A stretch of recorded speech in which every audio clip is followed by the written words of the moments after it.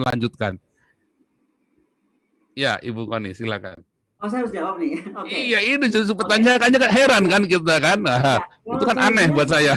ya sederhana aja pasangnya. Saya kira Gus Dur yang sudah demikian hebat, kebetulan saya pernah diundang Bu Mbak Yeni Wahid untuk bicara juga. Saya rasa tuh Gus Dur tuh hebat banget ya. Dan Gus Dur sudah jelas ngomong begini lah bahasanya. Rusia atau Cina yang katanya banyak komunis pun, ya kan, itu sudah dibuka hubungan diplomatik lah. Israel ini sumbernya agama, segala macam agama di sana, dari mulai agama lahir pertama lah istilahnya. Kenapa kita nggak mau? Lah kalau saya pertanyaannya adalah kalau Gus Dur saja tidak mampu, nah gimana caranya nih kita melahirkan Santo Gus Dur tadi kalau kata Pak Fauzan yang baru yang berani bicara, karena menurut saya ini tuh yang terjadi lah ada blocking communication. Jadi satu hal masih percaya ini urusan agama banget gitu. Nah ini makanya kita mesti harus terus mendorong, menerang jelaskan bahwa isu ini bukan isu agama, terus mampu melawan propaganda yang salah. Itu aja saya kira Pak Zan. Karena Gus Dur saat menjadi presiden, saya rasa kemudian waktu itu tidak banyak pendukungnya. Mungkin saya harap sekarang kita bisa berlahan tapi pasti mendukung ini semua terjadi. Tapi sekali lagi kita dengan memahami juga situasi kebatinan masyarakat Islam Indonesia yang jelas segmentasinya lain-lain. Tadi contoh Ustadz Arifin Yahya misalnya kan menyatakan apa, tapi dibantah oleh oleh Afsar Abdallah kayak gitu-gitu. Nah, saya nggak mau terjebak sana karena saya bukan ahli agama Islam. Tapi intinya memang perjalanan kita masih panjang, Pak Zan. Kita masih mesti sabar, tapi bukan berarti nggak bisa. Tapi saya sekali lagi yakin kalau Indonesia berani membuat UNCLOS 82 yang menghebohkan dunia gitu kan, harusnya kita mampu mendudukan juga Inggris dan Prancis paling tidak. Bagaimana sih solusi untuk mendamaikan Israel? Demikian Pak. Nampaknya ada satu titik yang belum clear.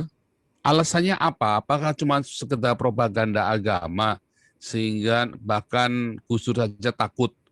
Apa sedemikian hebatnya? Atau jangan-jangan ini dalam pemikiran saya, mohon maaf kalau salah, jangan-jangan memang ada kepentingan menggunakan isu Palestina ini untuk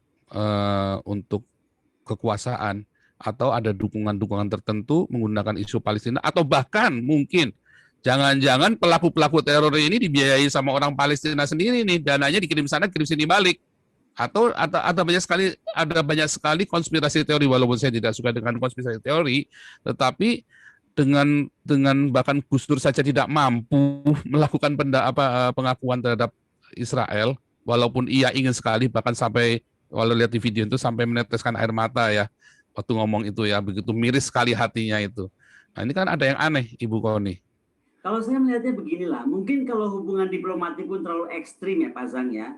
Karena menduga-duga tadi mungkin saya nggak berani, karena akademisi kan harus data nih. Kalau saya udah baca datanya, ada transfer uang ke sana kemari, saling berkirim teroris misalnya tanda kutip, saya mungkin bisa bicara. Tapi saya belum punya data itu. Tapi yang pasti Pak Zang, kalau memang hubungan diplomatik dianggap berat, ya kan, dianggap terlalu ekstrim, why don't we start it like Taiwan?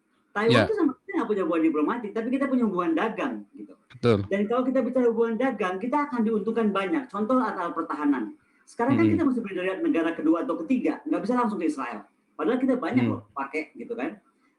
Nah itu kan kita jadinya dirugikan karena kita punya harus negara penghubung. Jadi itu contoh saja bagaimana misalnya kalau tidak mau langsung ke hubungan diplomatik, start dari sesuatu yang bisa. Hubungan dagang seperti yang dilakukan oleh Taiwan. Taiwan ini sekarang udah bertahun-tahun loh Pak Zan, nggak pernah bilang dia di kantor kedutaan, tapi coba aja main-main ke kantornya, udah lebih kayak kantor kedutaan dan sudah ada di mana-mana juga gitu kantor dagangnya. Saya kira demikian Pak Zan. Oke, jadi memang namanya masih ada satu rahasia besar bagi kita semua. Apa alasannya nggak mau?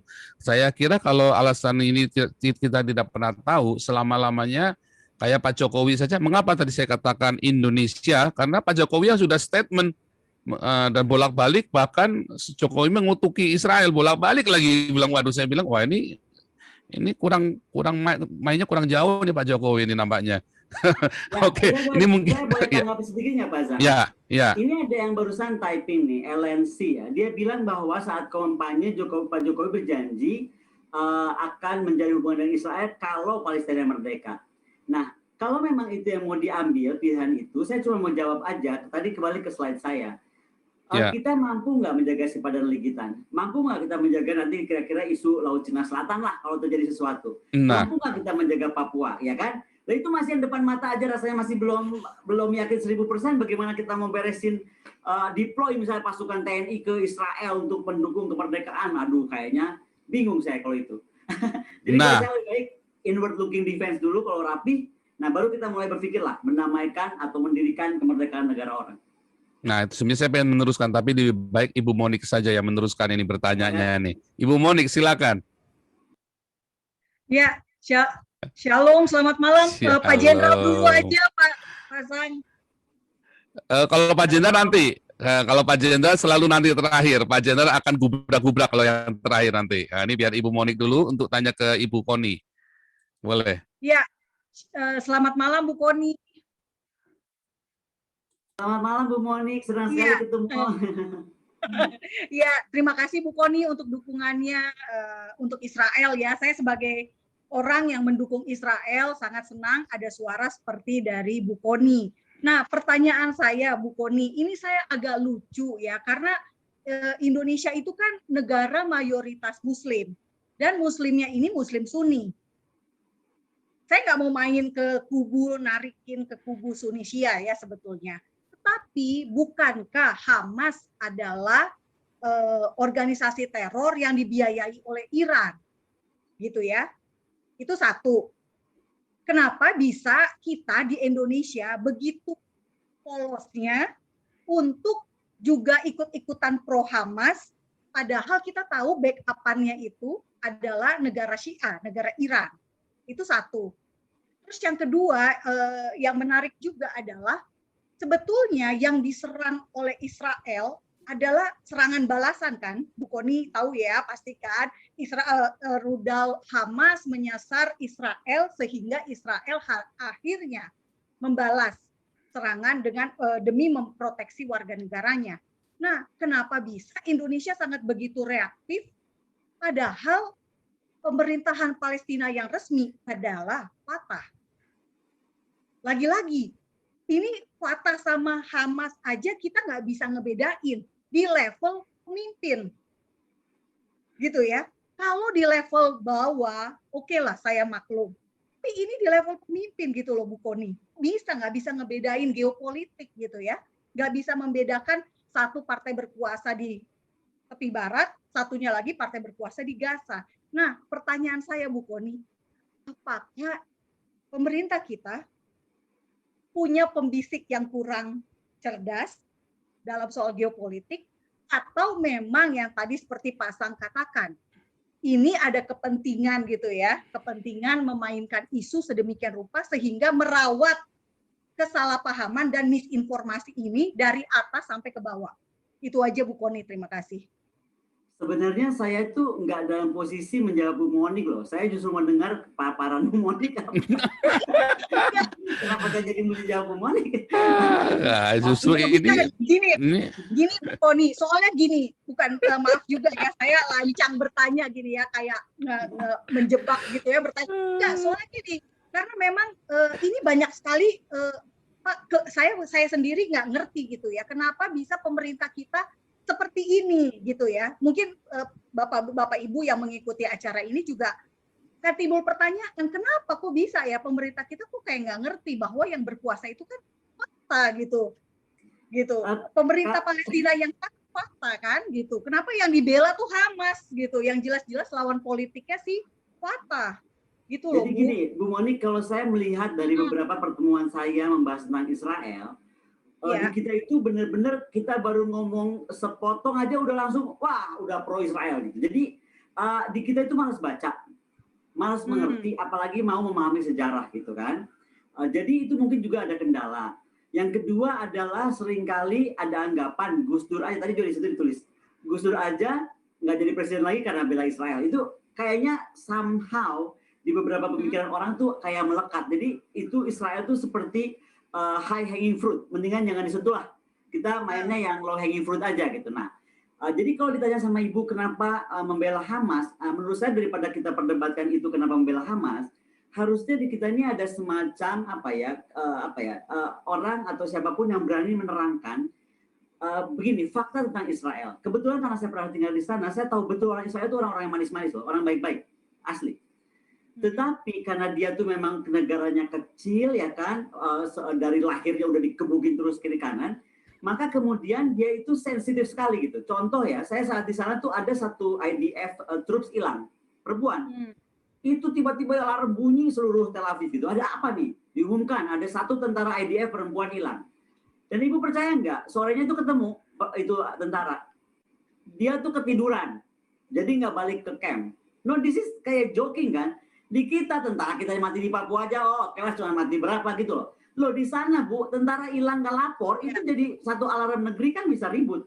Nah, menurut saya ini yang mesti diberi pemahaman bahwa karena Israel itu sangat menghormati itu menjadi demikian penting. Yang kedua, saya pernah berdiskusi dengan salah satu tokoh pers. Dia ngomong gini, lagi ngapain sih Bu Koni katanya, Israel itu membalas dengan rudal, orang dia cuma lemparin roket. Lah, kalau kita pernah tinggal di sana, kita tahu roket dari sebelah itu anak kepala rumah kita gitu. Misalnya saya pernah di Roshan Nikla kan, Roshan Nikla itu kan persimpangan dari sana lempar ya kena rumah kita gitu kan. Nah, jadi menurut saya kalau kita dalam perspektif kacamata kita itu seperti Indonesia, memang iya kalau petasan balas lagi sama petasan kan begitu ya Bu ya. Harus ada yang berani membicara bahwa di sana tuh Israel tuh deket banget gitu, kurung gitu. Jadi salah petasannya rumah orang, bayi kita, bayi orang Israel bisa meninggal atau perempuan Israel bisa meninggal. Yang ketiga, saya cuma mau bilang bahwa media juga punya masalah besar gitu. Media luar termasuk. Kenapa sih kalau Palestina langsung diangkat isunya besar-besaran seolah-olah yang berdarah-darah Palestina aja gitu. Israel juga banyak korban kok. Tapi kalau saya melihat Israel itu nggak tipe cengeng, daripada dia berpropaganda dengan drama-drama seperti itu, dia lebih baik memperkuat pertahanannya. Coba kemarin lihat sistem airdrome-nya dia, ini keren banget. Kalau dari faktor kedaulatan, Indonesia harusnya melihat kalau Israel mampu menjaga seperti itu, gimana caranya? Indonesia pun harus mampu gitu. Jadi kalau saya lebih mengarahkannya ke sana, sehingga akhirnya ada pemahaman bahwa kedaulatan di mata kita yang negaranya luas seperti ini gitu kan, saya nggak bisa lihat ibu mungkin dari timur ke barat saya mesti terbang berapa jam, beda sama Israel yang udah langsung di depan hidung gitu. Jadi petasan sekilas itu bisa dibalas betul-betul dengan dengan sebuah tindakan nyata. Karena sekali lagi kedaulatan buat Israel itu segala-galanya, mengingat lokasinya dan bagaimana sejarah panjangnya. Demikian Bu Monik. Terima kasih Bu Koni. Oke, luar biasa. Bentar, ini kita sekarang sudah masuk ke 6.500 viewer. Tolong teman-teman jangan kelewatan di like dan di subscribe. Awas kalau yang nggak nge-like subscribe, gua kirim rudal skut dari Tel Aviv. Bentar. Oke, silakan Pak Opung JJ untuk melanjutkan.